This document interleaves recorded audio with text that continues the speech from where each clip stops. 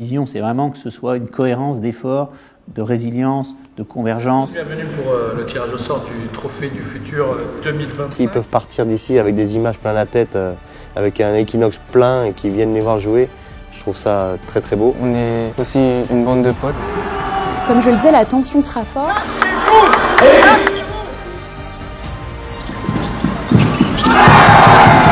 En 4 ans, j'ai vu une vraie évolution. Pour continuer d'attirer des talents, former des jeunes.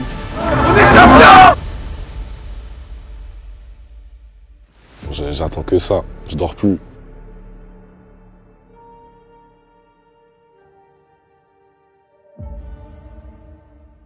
Il y a différentes choses qui m'intéressent. Quand on décide d'être président de club, on n'est pas tous animés par les mêmes choses. Ça fait 13 ans que je suis président. Certains m'interrogent aussi de dire mais pourquoi tu le fais en fait, puisque ça reste bénévole et j'ai mon métier à côté. La qualité des relations humaines et surtout leur intensité, on ne peut pas la trouver facilement dans d'autres circonstances que le monde du sport.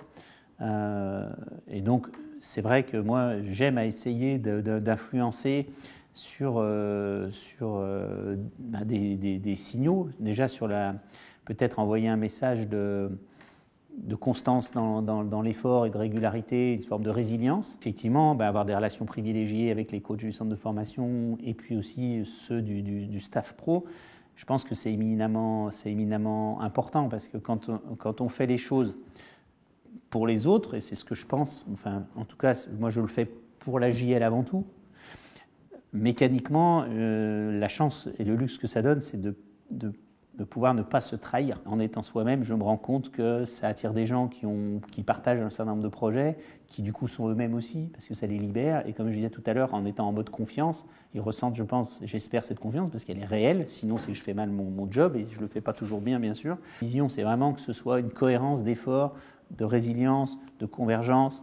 Et donc tout ça, ça passe beaucoup par la relation, par de l'échange et de la relation humaine. Donc d'abord écouter en général, observer. C'est vrai que moi j'aime bien, et je passe aux entraînements des pros aussi souvent, c'est juste pour ça en fait, pour écouter, voir, ressentir. Et une fois qu'on est en mode éveil comme ça, je pense qu'il y a plein de choses qui deviennent des évidences. Et voilà, puisque tu me demandes des confidences, le but pour moi c'est surtout que j'essaye, si je dois intervenir, de ne pas être à contre-temps, et par ignorance, en venant qu'occasionnellement, mécaniquement, par rapport à mon activité professionnelle. Ma crainte principale, c'est d'arriver de manière satellisée et d'être à contre-temps de ce qui s'est passé, en étant enthousiaste alors qu'il y a eu un incident, ou au contraire, créer un incident alors que tout le monde est enthousiaste. Voilà, de rester aligné avec ce qui se passe dans le club. Et puis essayer justement de donner effectivement un sens réel à ce que les uns et les autres font. Donc, si on arrive à faire ça, je pense que c'est déjà une bonne part du boulot de fait. Toutes et à tous, bienvenue pour le tirage au sort du Trophée du Futur 2025 qui se déroulera ici à Equinox le 30, 31 et 1er juin prochain.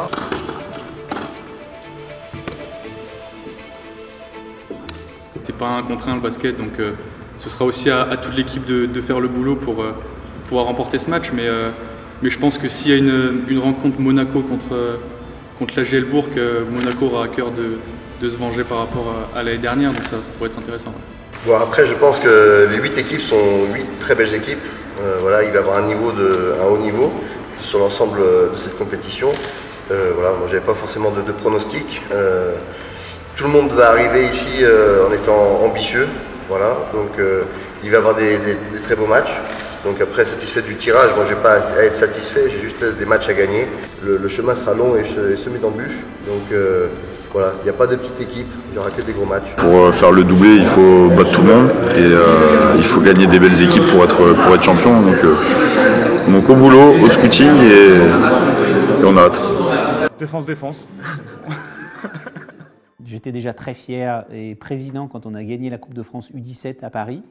On avait un meneur de jeu qui avait été élu meilleur joueur qui s'appelait Hugo Benitez. Pierrot qui était le coach. En U18 ensuite à Equinox, ça avait été formidable. Je pense que tous les passionnés de basket du département même s'en souviennent, tellement ça avait été beau.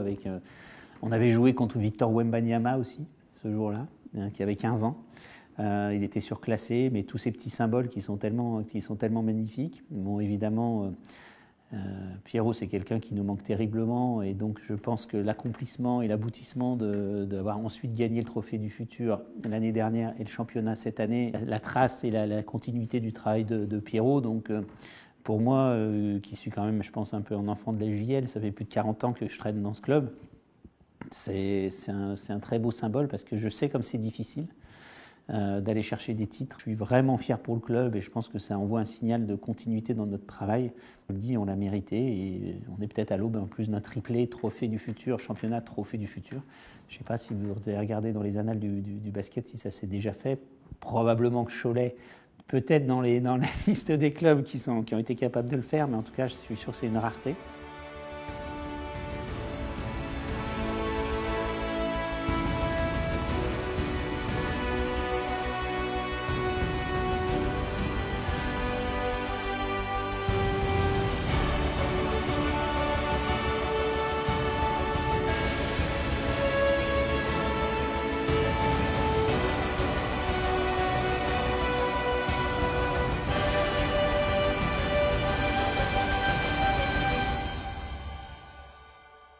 En vrai, au début, je me rendais pas du tout compte. Genre, c'est pas genre, tu peux pas le toucher ou rien. Genre, c'est plus une distinction collective. Donc franchement, ça fait vraiment plaisir. Mais c'est plus sur le palmarès que ça compte. En vrai de vrai, nous, ça nous change pas grand chose, tu vois. Franchement, c'est un truc de fou. Parce qu'en plus, déjà, moi, c'est mon premier titre. Et je suis gagné dans mon club formateur, la Gielbourg, depuis toujours.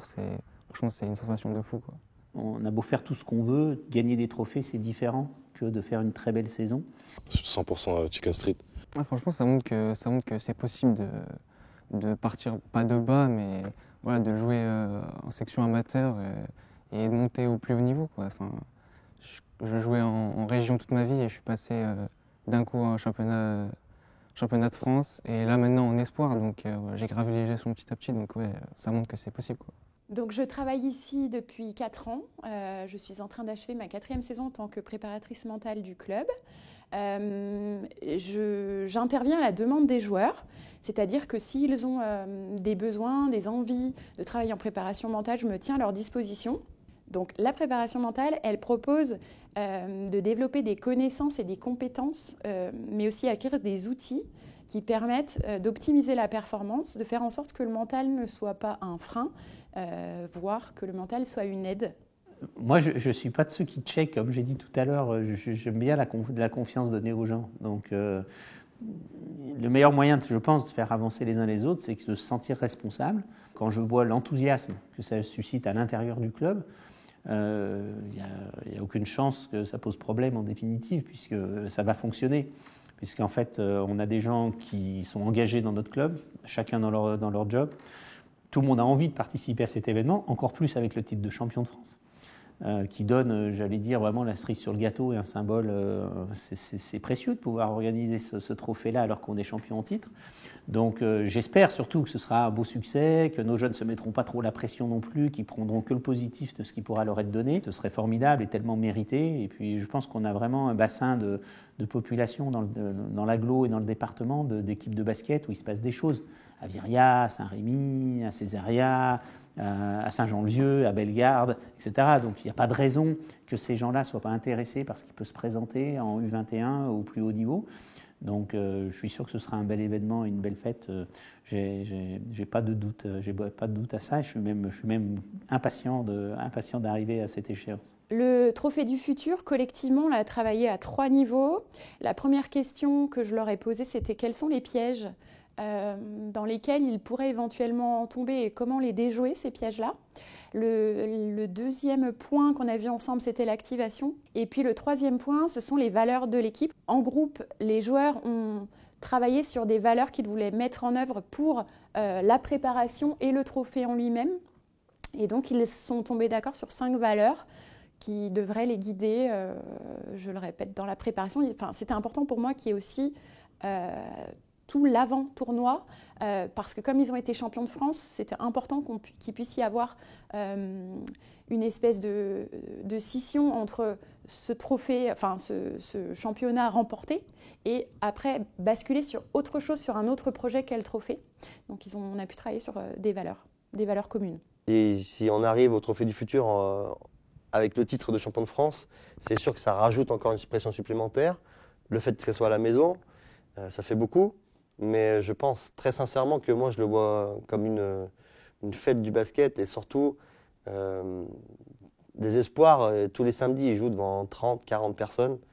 Et pour tous ceux qui vont partir et qui ont passé 4 ans, 5 ans, 6 ans peut-être des fois ici, je trouve que c'est une belle récompense pour eux. Et finir sur un trophée du futur à domicile, je trouve que ça c'est beau, c'est un beau clin d'œil. Et voilà, je suis assez fier pour eux que s'ils peuvent partir d'ici avec des images plein la tête, avec un Equinox plein et qu'ils viennent les voir jouer, je trouve ça très très beau. En travaillant collectivement, on s'est aperçu que finalement c'était un week-end assez piégeux à plusieurs niveaux. C'est sûr que c'est pas parce qu'on est premier, c'est pas parce qu'on est champion de France qu'on gagnera le trophée du futur, c'est une compétition bien à part. Voilà, on l'a pu voir même sur les pros, parce que je compare ça par rapport à la Leaders Cup. C'est pas forcément le premier du championnat qui a gagné la Leaders Cup. Et il y a toujours des surprises dans des matchs comme ça. C'est un match par jour pendant 3 jours. Ça tabasse sur les organismes. Donc après, il faut être prêt, mais il faut aussi être prêt physiquement, mentalement. Mais une chose est sûre, c'est qu'on abordera le trophée du futur avec ambition. Et à domicile, on a envie de se faire plaisir et d'aller jusqu'au bout, quoi. Il y aura potentiellement du monde, du bruit, de l'agitation. Il y a un risque de s'éparpiller, de se fatiguer. L'année dernière, à Nancy, au Trophée du Futur, le groupe en fait jouait son match et rentrait à l'hôtel. Ils pouvaient facilement rester dans leur petite bulle. Le fait que ce soit à Bourg, je leur disais, il y aura peut-être des sollicitations. Essayez justement de garder un peu peut-être ce mode de fonctionnement-là, parce que autant il y aura de la fraîcheur certainement le vendredi, mais le dimanche, il peut y avoir de la fatigue. Et puis on sait que dans les gradins, effectivement, le Trophée du Futur est réputé pour être un événement où de jeunes joueurs talentueux peuvent s'exprimer. Donc dans les gradins, il peut y avoir de potentiels recruteurs, des gens qui vont les observer. Ça, ils le savent déjà, hein, et on en a parlé. Le risque, ce serait aussi être dans la démonstration, de vouloir prouver, et aussi assez proche. Je veux dire, je pense que la plupart des joueurs auront leur famille, leurs copains, leurs amis dans les gradins. Donc ça peut être aussi un risque de sortir de son rôle à cause de cela. Comme je le disais, la tension sera forte. Ce qu'il ne faut surtout pas faire, c'est quitter le moment présent. Ce serait de s'imaginer, par exemple, déjà en finale, alors que le vendredi n'a pas encore eu lieu. Même sur le terrain, de ne pas penser au résultat du match, mais de penser à ce qu'ils ont à faire, à rester dans le collectif, à ne pas être dans l'individualisme. Depuis qu'on est champion, on pense à ça, hein. Forcément, le Trophée du Futur, en plus c'est à la maison. Moi et l'équipe, on n'a pas trop de pression là-dessus parce que en vrai, on a de l'expérience. On travaille pour ça au quotidien. Je pense qu'on travaille dur et qu'on le mérite. Donc en vrai, il n'y a pas forcément de pression à se mettre. J'ai essayé de tout donner et essayer de remporter le titre, quoi. J'ai vraiment confiance en eux. La dernière session collective m'a prouvé qu'ils avaient vraiment les pieds sur terre, qu'ils ont su, et ils ont bien eu raison, savourer leur titre de champion de France.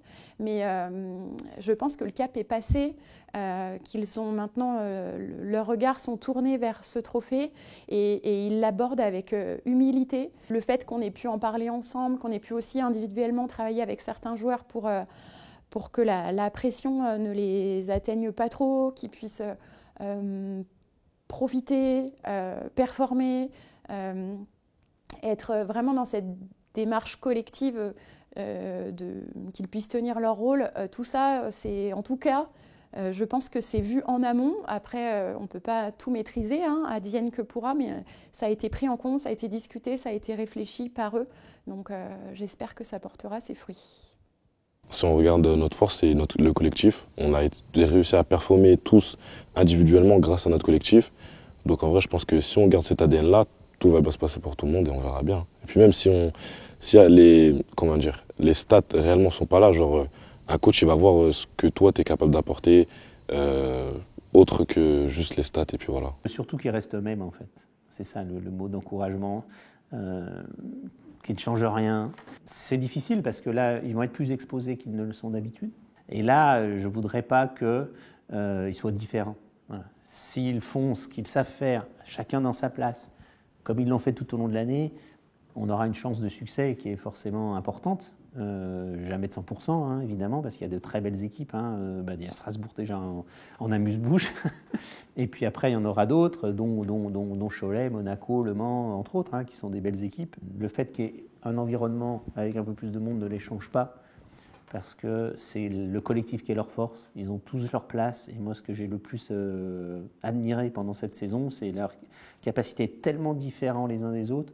Mais en fait, l'union de ces différences a fait une équipe qui était très difficile à jouer, parce que 2 défaites sur 30 matchs, bon, c'est pas loin de 0. Donc j'espère juste qu'ils pourront être eux-mêmes, pour que les gens qui ne les connaissent pas se méprennent pas et voient bien la vraie équipe espoir qui a été la nôtre tout au long de la saison. Moi, les gars, si on le fait pas, franchement, je pense qu'on va tous finir en dépression, on va tous insulter. Donc voilà, faut vraiment le faire, être à 100% du début à la fin, tout donner, pas de regrets. Et puis voilà, si on le fait, on va fêter ça comme il se doit, comme on a l'habitude de le faire. Et puis voilà, j'ai confiance en nous et on verra bien. En vrai, je serais dans un état d'esprit de surperformance, vraiment essayer de performer, parce que je sais qu'il y aura plein de scouts. Donc pour les échéances qui vont potentiellement arriver, ça va être super important, super déterminant. Donc il va falloir que je taffe, que je fasse ce que je sais faire, pas sortir de mon personnage, et puis voilà. Ah oui, à fond, j'attends que ça, je dors plus. Plaisir, toujours un plaisir de revenir ici. Moi j'étais en 1 an au SCAB, et franchement ça s'est plutôt bien passé. Et là on est sorti en quart de finale de play-off, qui m'a permis de venir ici. Moi je les vois favoris, mais personne devant eux en vrai. Pour moi ils le gagnent, le trophée.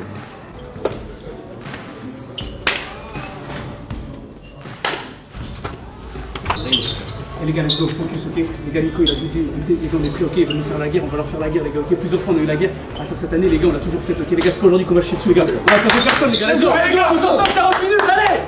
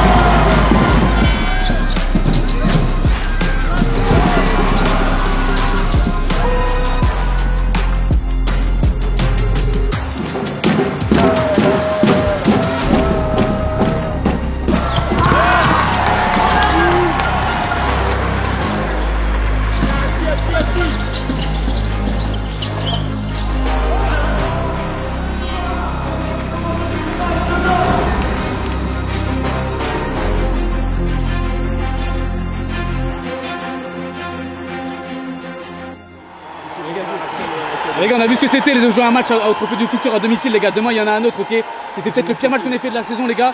Mais on a réussi à se qualifier quand même en restant solidaires, les mecs. C'est très très fort, les gars. Et à demain, les mecs. Bien joué, les gars. On t'attaque Lara. Gilles. Regarde. À droite.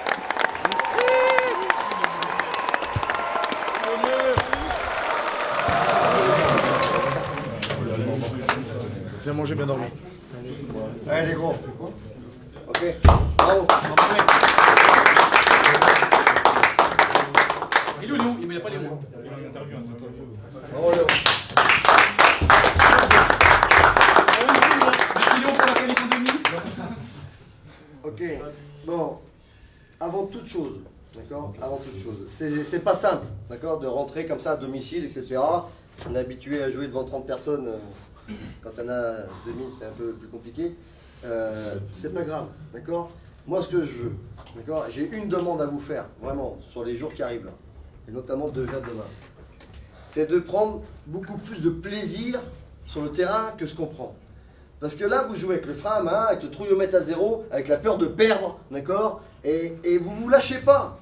Vous vous lâchez pas. Il y a trop de choses qui... Vous contrôlez trop de choses. Lâchez-vous un petit peu, d'accord? Parce que là, la notion de plaisir, même sur le terrain, elle doit être transmise à tout le monde, d'accord? Au banc, au staff, au public, etc. Là, on voit des jeunes qui sont vite, entre guillemets, fatigués, d'accord? Et surtout qui jouent un basket qui n'est pas le vôtre. D'accord? C'est pas nous, ça. De se faire au banc comme ils l'ont fait, c'est pas normal. J'hausse le ton après une victoire parce qu'on doit être beaucoup plus ambitieux que ça. Et pour être plus ambitieux que ça, il va falloir rectifier le tir dès demain. D'accord? Chalon, Dijon, pardon, ils sont encore sur la défaite de 2 points là-bas. Hein. Ils viennent ici avec un esprit revanchard. Ils vous ont voulu se venger contre Cholet, ils les font tomber. Ils vont être dans le même état d'esprit contre nous demain. La même chose. D'accord? Ils vont être comme des fous furieux, à nous s'activer, à machin, à nous castagner. Ils ont bien vu qu'ils pouvaient nous marcher sur la gueule sur du rebond ce soir. Demain, c'est un autre jour. D'accord? Donc c'est bien, bravo, on passe à tour. L'aventure continue. La fin de saison, c'est pas pour aujourd'hui. Ok? C'est parfait. Maintenant, c'est Dijon, focus.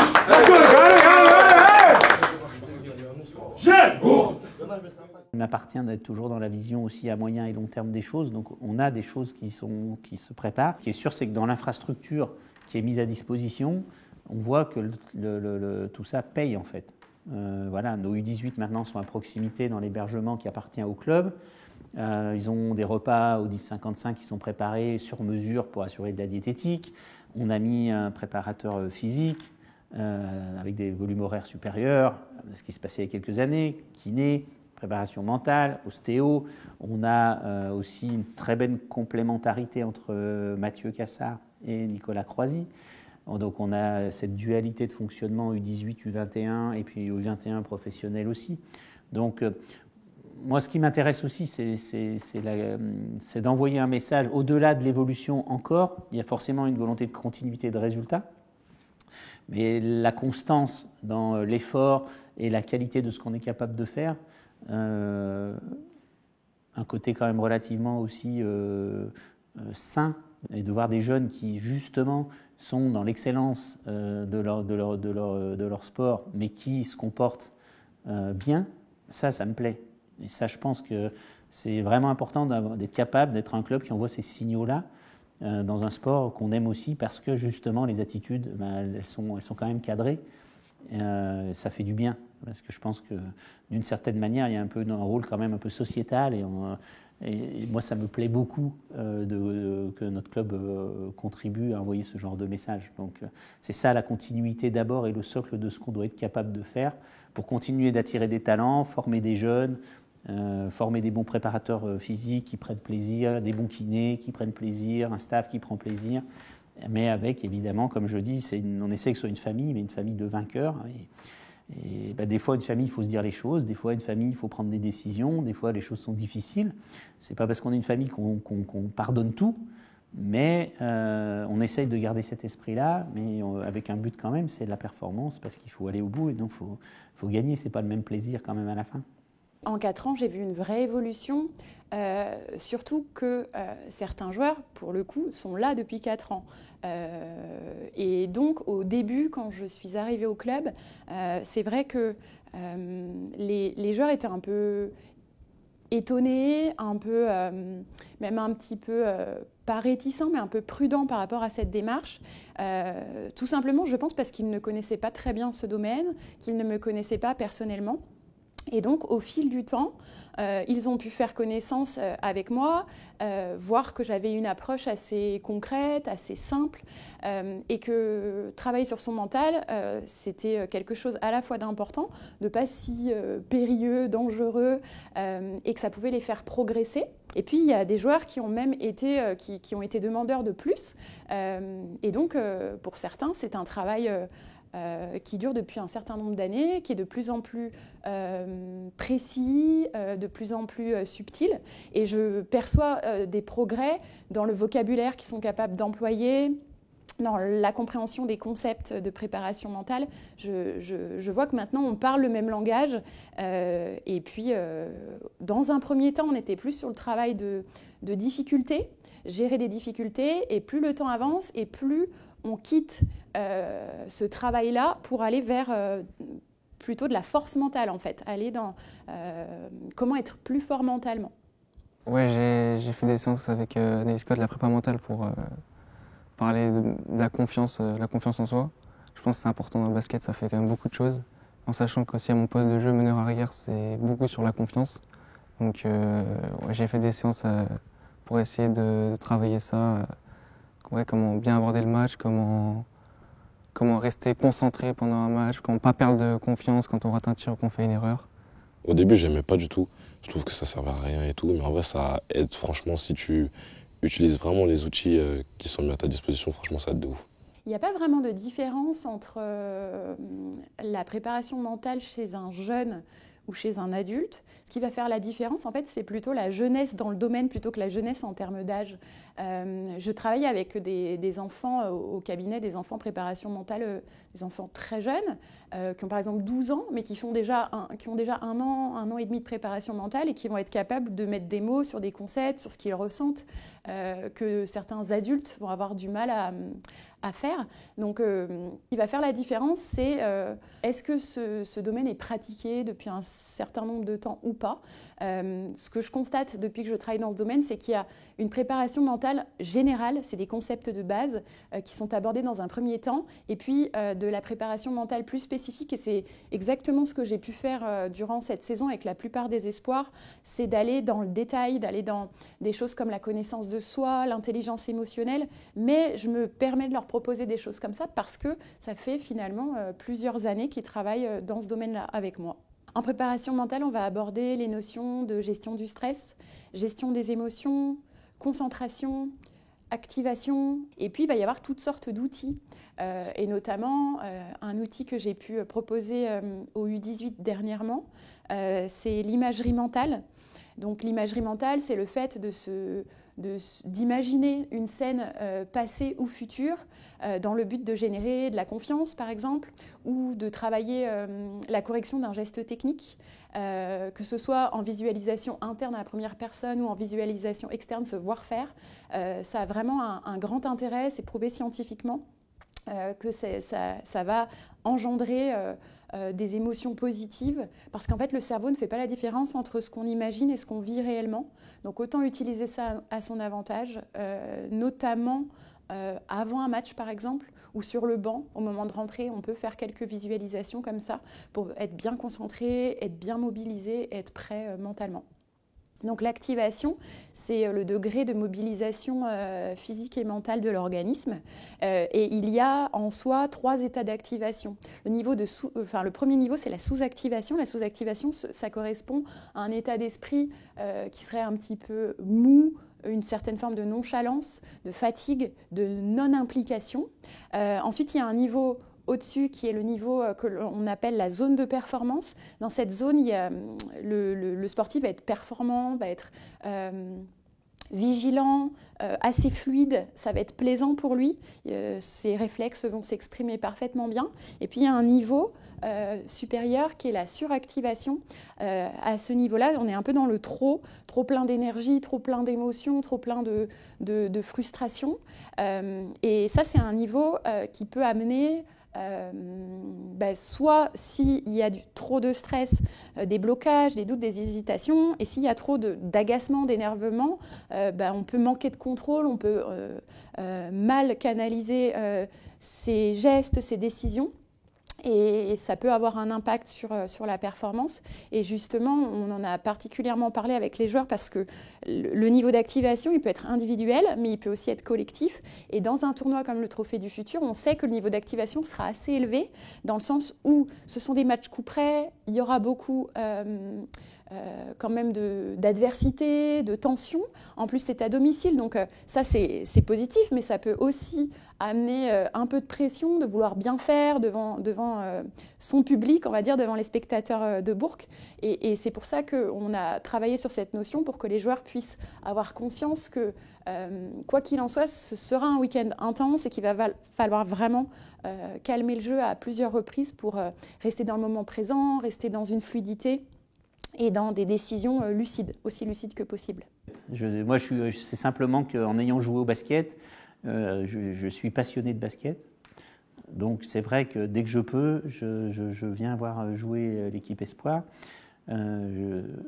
Aussi parce que c'est un format de jeu très différent. Ça m'intéresse de voir aussi, comme je le disais, comment ces jeunes d'une vingtaine d'années se comportent dans un environnement qui n'est pas celui que j'avais moi quand je jouais au basket et il y a 30 ans quand j'avais leur âge. Donc c'est beaucoup plus structuré, beaucoup plus organisé, mais ils vivent ça, je trouve, avec, et c'est ça que je contrôle, c'est qu'ils le vivent avec simplicité. Et c'est ça qui m'intéresse en fait, c'est-à-dire que c'est ambition et simplicité. Moi, je viens simplement parce que j'aime le basket. C'est que quand j'étais capitaine à l'époque de l'équipe cadet, l'entraîneur était devenu président du club, Louis Maleki, et que ça a été inspirant pour moi pour devenir un jour président. En tout cas, c'est parmi les personnes et d'autres qui, dans ma vie, m'ont inspiré et m'ont amené à se dire, tiens, j'ai envie de prendre des responsabilités aussi. Moi, j'ai pris un plaisir vraiment immense cette année en particulier à les voir jouer par rapport à ce qu'ils dégageaient. Et ça m'intéresse aussi de capter ces signaux parce qu'il faut mettre aussi de l'énergie un peu dans le moteur, de la fraîcheur, de l'envie de voir ce basket-là. Ça, c'est une chose que j'ai faite assez naturellement, c'est d'aller beaucoup voir jouer notamment les jeunes. Dans un premier temps, mon idée, c'était d'améliorer ma culture basket et puis de les observer en condition. Et c'est vrai que c'est quelque chose qui m'a permis de voir des évolutions, de pouvoir leur faire des retours très régulièrement. Je peux leur dire, tu vois, contre telle équipe, là, j'ai senti une pointe de frustration, je t'ai vu la gérer, cette frustration. Qu'est-ce que toi, tu en penses? Qu'est-ce qui était bien? Qu'est-ce qui était moins bien? Et puis après, moi, je peux faire un retour sur des choses que j'ai concrètement observées. Alors, je ne le fais pas de manière ultra formelle, hein. Je ne suis pas là avec un petit carnet, mais par contre, c'est sûr que j'observe énormément les joueurs, soit pour pouvoir leur faire des retours après, soit parfois, on a travaillé une thématique dans la semaine et je vais être particulièrement attentive à cette thématique et à leur manière de gérer telle ou telle chose sur le terrain. Soudés, je pense qu'on est très soudés. Même dans les moments difficiles, on arrive à rester ensemble. Et je pense qu'on est aussi une bande de potes qui vient vraiment juste jouer au basket. Et c'est pour ça, je pense qu'on a vraiment bien réussi cette année. Je veux dire chien, mais ça veut tout et rien dire. Parce que les 3 derniers matchs, avant qu'on soit champion, Nico il a mis des animaux. Il a mis un chien, un tigre et un lion. Et du coup, en vrai, je veux dire soit animal, soit chien. C'est sûr que sur le plan du basket, c'est une équipe qui est excellente, mais moi, je suis plutôt focalisée et intéressée par l'aspect humain. Et humainement, honnêtement, c'est une équipe que je trouve extraordinaire. Ce sont des garçons très respectueux, polis, humbles, sympas, qui se remettent en question. C'est assez facile en fait de travailler avec des garçons comme ça. Dans nos séances individuelles ou collectives, je ressens un grand respect pour ma personne, ce qui est déjà sympa, mais aussi mon domaine, beaucoup d'implication, beaucoup de bienveillance. Et du coup, moi, je n'ai que des éloges à faire sur ce groupe-là qui est absolument génial.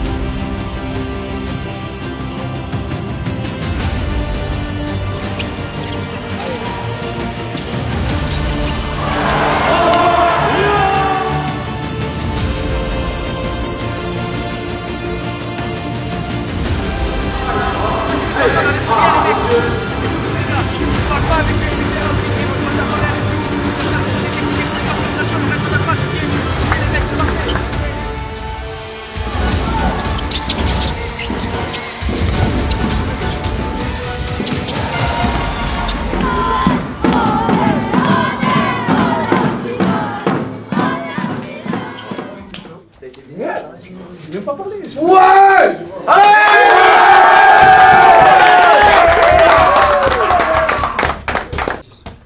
C'est parfait, ok? On se hisse en finale, ok, à domicile. Et demain, champion de France contre vice-champion de France. Ok? Une belle affiche. Une belle affiche. Excellent.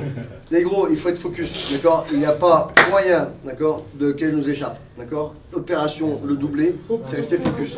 Maintenant, les heures qui vont venir, maintenant là, les heures qui vont venir, elles sont fondamentales pour demain. Fondamentales, ok? C'est récup, c'est bain froid, d'accord? C'est soin, etc. Là. On a 1 heure presque pour aller manger. Repas, soyez sérieux ce soir, ok? Demain matin, 10h45, d'accord? Vidéo, shooting, piéton, forme de jeu comme ce matin. On mangera à 11h30, ok? La finale est à 16h30, ok? Restez bien ensemble, focus, et on va la chercher. Pense à la dernière, les mecs, let's go. Gel. Bon.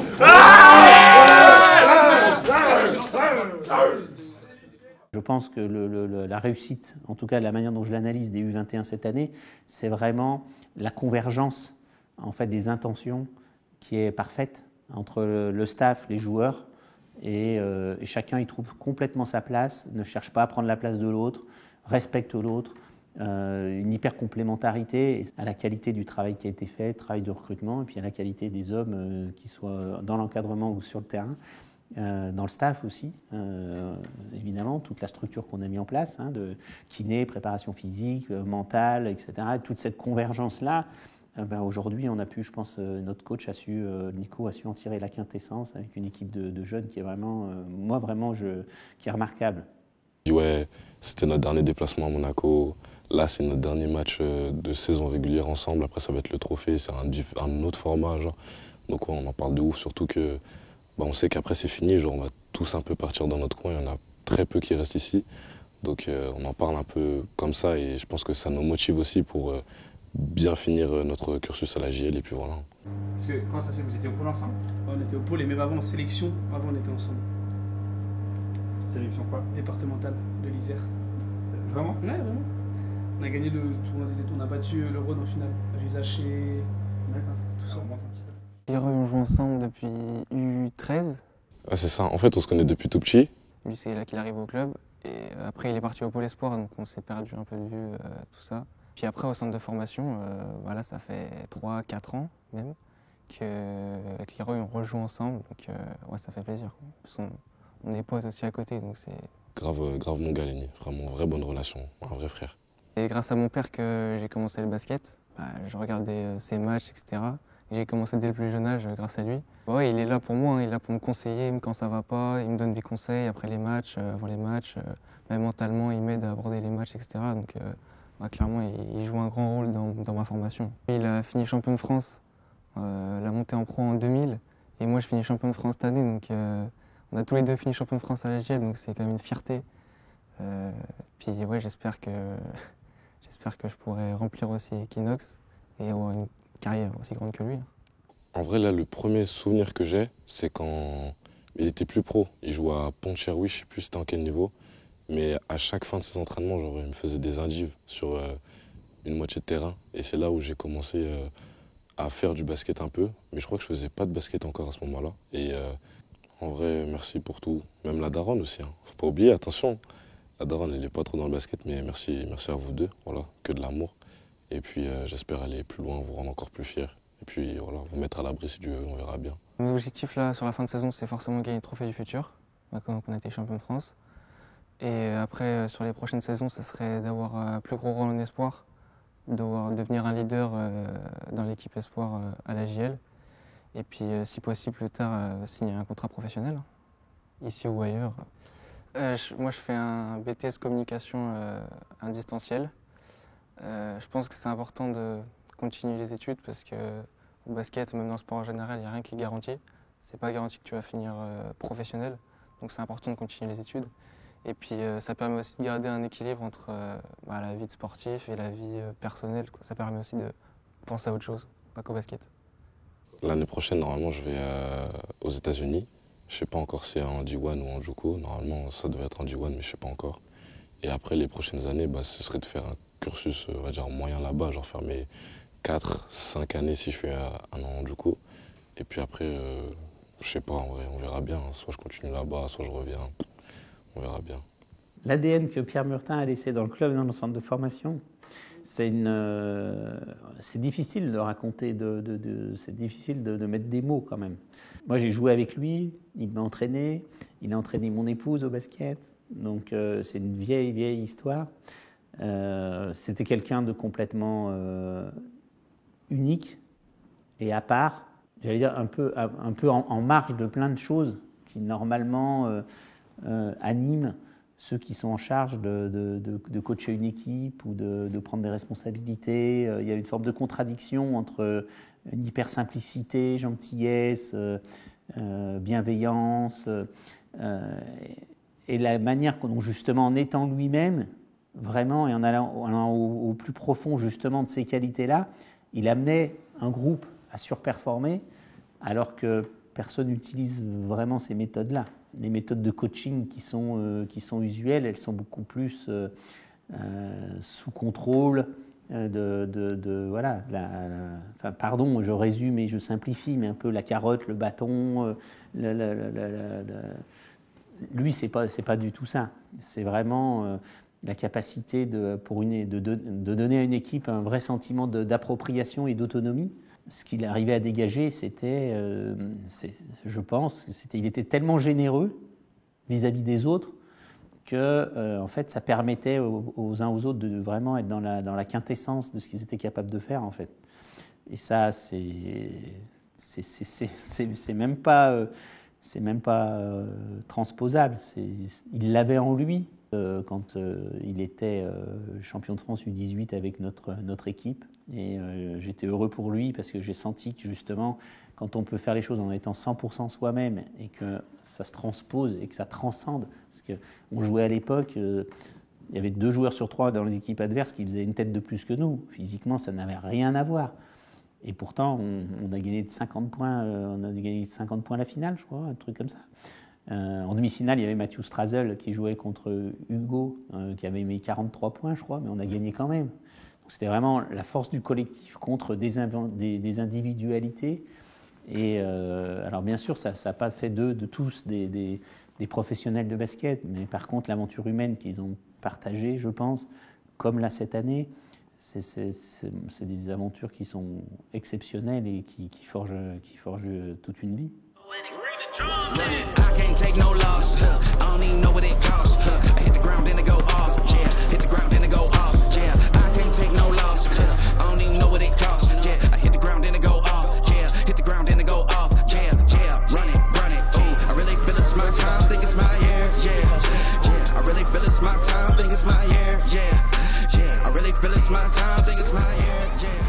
Après notre dernier match, il faut faire une finale, les gars, on s'en bat les couilles, les gars. On prend comme on a pris tous les matchs de l'année, ok, les mecs, on est des tueurs, on est des chiots, les gars. Mais on se lâche pas pendant 40 minutes, ok, les gars, on est ensemble. Les gars, il va y avoir des moments hauts, des moments en bas. Les gars, on s'en bat les couilles, ok, c'est pas notre problème, on reste ensemble et on joue du let's go.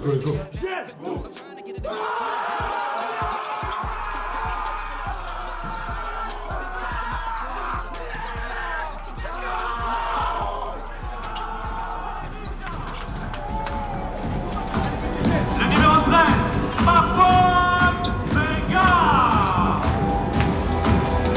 Le numéro 14 et MVP du championnat, Wilson Charles. Et le numéro 5 est capitaine, Amateur. Short.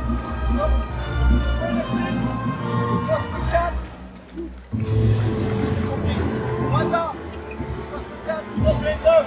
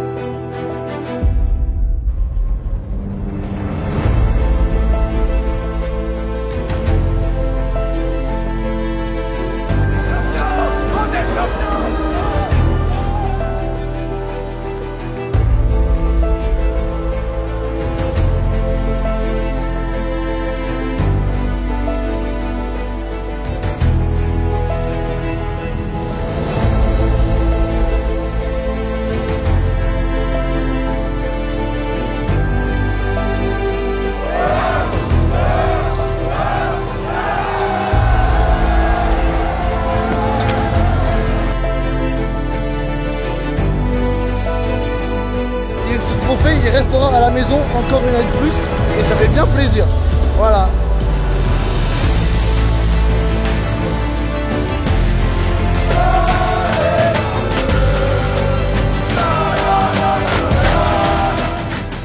Que ce que vous avez fait là depuis quelques mois et quelques semaines à fortiori, parce que vous étiez déjà très champion, mais vous êtes allé gagner à Monaco, vous êtes allé gagner, vous avez gagné ici contre Cholet, qui est quand même la référence aussi des centres de formation.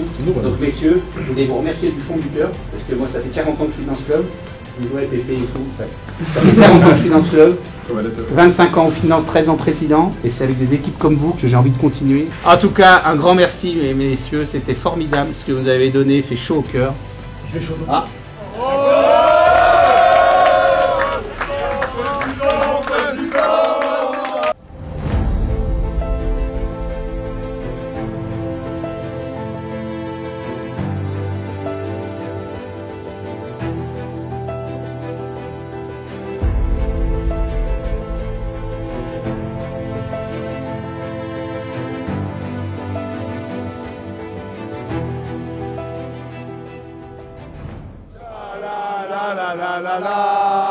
Encore. Allez, là, plus fort.